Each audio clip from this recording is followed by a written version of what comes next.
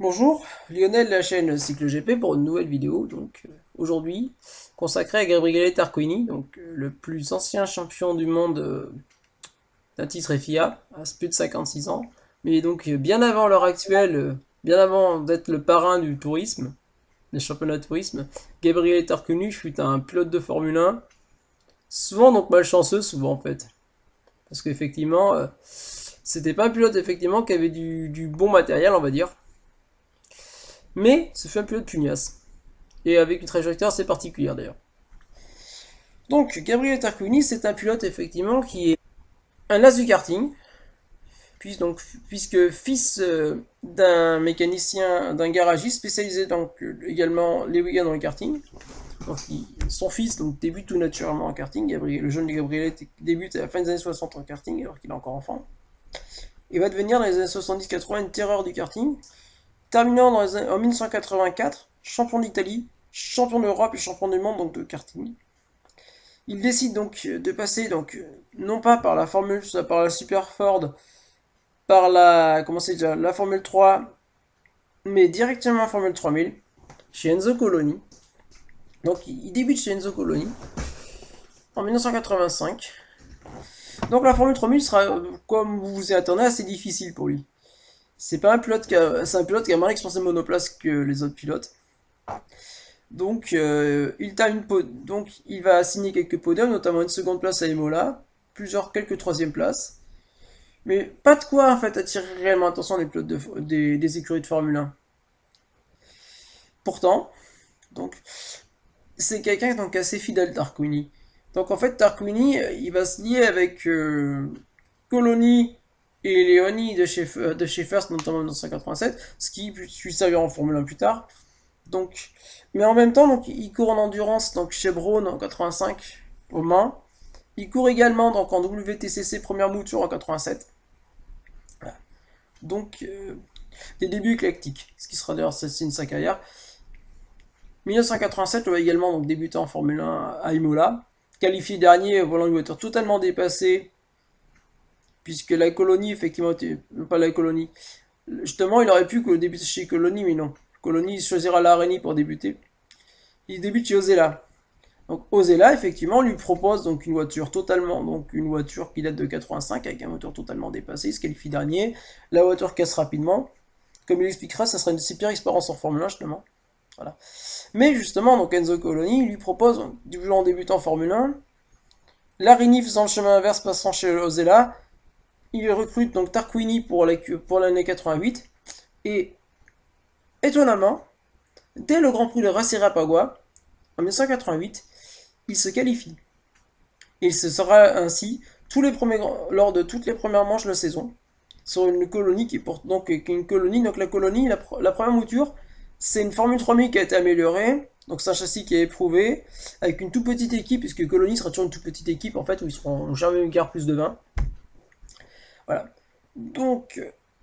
Il mène un bon début de saison, se qualifiant tous les grands prix, se qualifiant même d'ailleurs généralement pas totalement dernier de la grille. Et au Grand Prix de Montréal, il termine 8ème, après avoir occupé les points, un point de la 6ème place, mais tombe en point de descente en dernier tour, donc se faisant dépasser. Malheureusement. Et malheureusement, ce sera le dernier Grand Prix où il réussira à se qualifier régulièrement, puisqu'il ne réussira plus à se qualifier. Ensuite, il réussira soit plus à se qualifier, soit il terminera très loin, notamment 13ème comme meilleur résultat ensuite. Mais il garde la confiance de Coloni.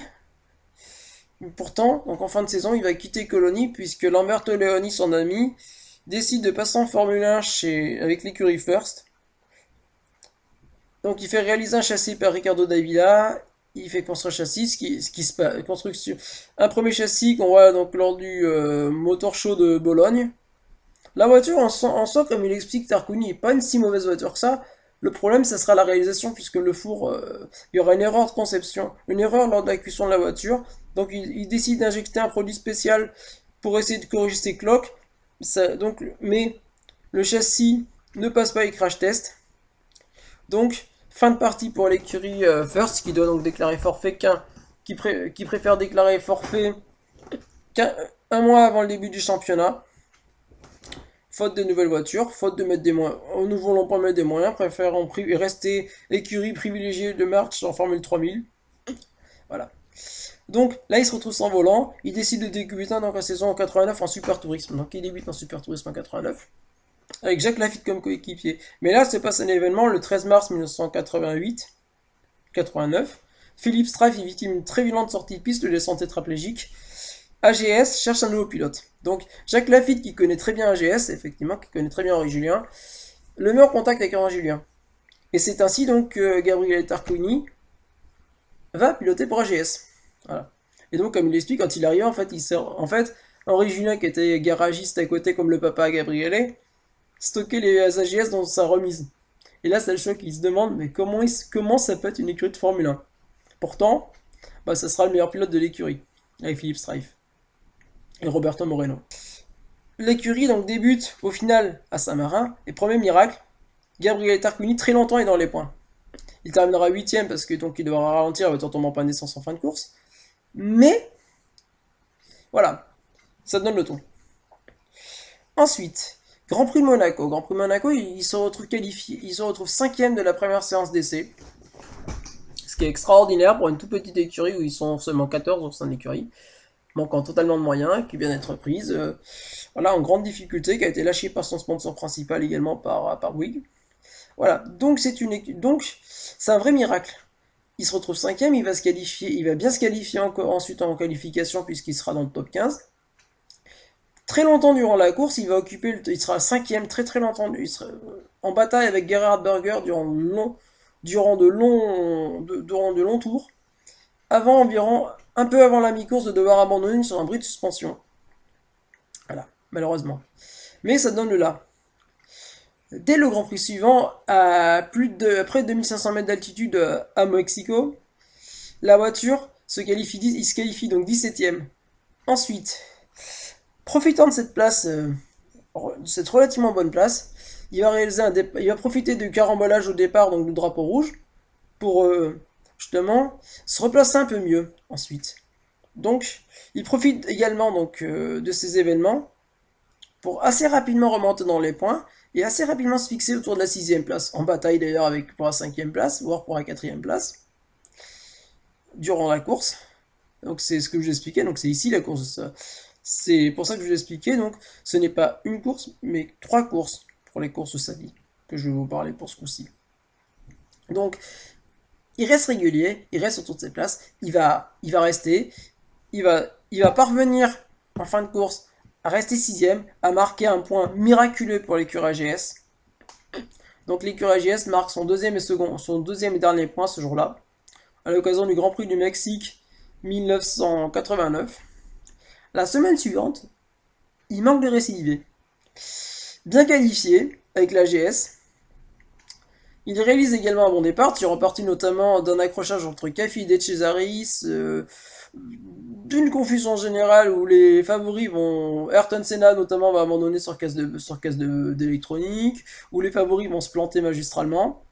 Donc pendant très longtemps il est 6ème, jusqu'au dernier tour, jusqu'à 300 mètres de la ligne d'arrivée, où malheureusement, en panne d'essence, il doit ralentir.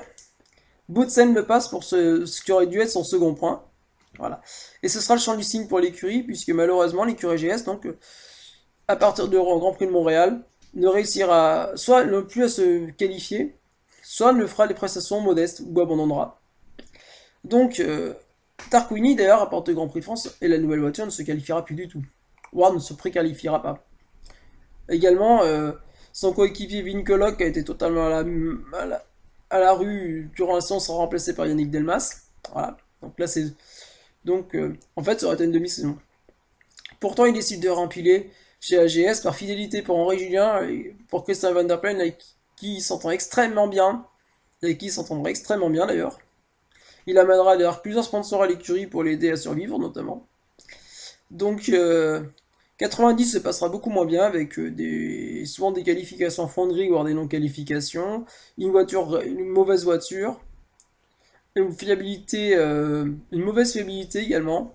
1991 sera marqué par de très lourds ennuis financiers pour l'écurie qui amènera l'écurie à la fin de l'année à se recentrer sur le stage de monoplace.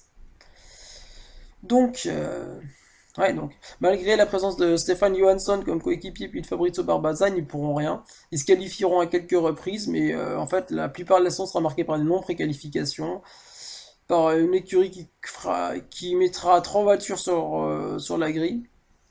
Trois voitures, donc c'est-à-dire la voiture 90, une voiture intermédiaire, puis sur moteur 91, celle que vous pouvez essayer ou c'est AGS encore à l'heure actuelle. Il sera donc, ça sera 20. En fin de saison, il part chez Fond Metal. Donc Fond Metal, malheureusement, c'est un peu l'inverse. Fond Metal, en fait, dans ces nausées-là, eux, ils ont une voiture qui a été très bien construite. Sergio Greenland, l'Argentin, a construit une très belle bagnole. C'est une voiture, une monoplace qui est très réussie. Par contre, la fiabilité est mauvaise. Donc, en qualification, en 1992, Tarquini se qualifie très régulièrement dans le top 15, fera sa meilleure qualification de sa carrière, 12e à Silverstone, et ça sera d'ailleurs une de ses seules arrivées. Mais il va très peu l'arriver. Très très peu l'arriver, il va très peu souvent l'arriver, malheureusement. Ce qui le dégoûte de la Formule 1, pour de bon. Donc, fin 1992, après le Grand Prix d'Espagne où l'écurie renonce, faute de moyens, donc il décide de partir définitivement vers le super tourisme et dès 1994 il remporte donc le BTCC. Il va se faire vraiment un nom en tourisme, ça va devenir vraiment le tout meilleur spécialiste avec Yvan Muller, notamment Bernd Schneider du tourisme au niveau mondial. En 1995 il fera une dernière piste chez Tyrrell qui se passera pas très bien, selon ses dires, puisqu'effectivement il a été minimisé, puis la voiture était en fin de parcours, la fiabilité était mauvaise, il finira quand même à 7 tours du vainqueur, mais il terminera la course, avant-dernier. Voilà. Donc, ensuite, il va gagner un titre de champion d'Europe de tourisme, il va continuer en tourisme, ça devient le Godfather du tourisme, effectivement. Champion du monde en 2018 à 56 ans. Toujours en 2020 encore là, effectivement, chez Hyundai, puisqu'il a aidé des écuries comme Hyundai, comme Lada à progresser. Il a couru chez Seat, il a couru chez Alpha, il a couru un peu partout. Voilà. Donc c'est vraiment devenu Monsieur Tourisme, un peu comme Nicolas Larini, c'est devenu Monsieur Tourisme depuis. Mais bon. Donc c'est devenu en fait, c'est l'histoire d'un pilote qui est passé assez vite à la Formule 1, qui est devenu donc maintenant, voilà, une espèce de papa pour tout le monde, pour les jeunes pilotes. Donc, bah, abonnez, pensez à vous abonner, à mettre des pouces bleus si vous avez plu, également à commenter, c'est toujours intéressant d'avoir des retours. Donc c'était Lionel, bonne soirée et au revoir.